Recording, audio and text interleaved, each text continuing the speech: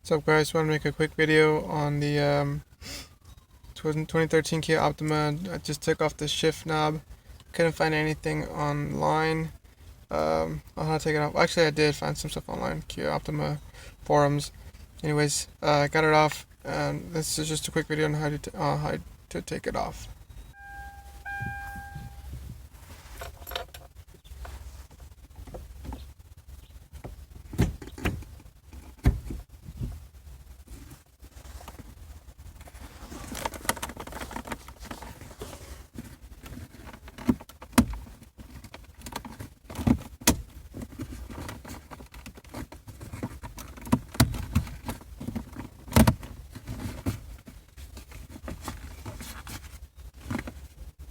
This part just pry up.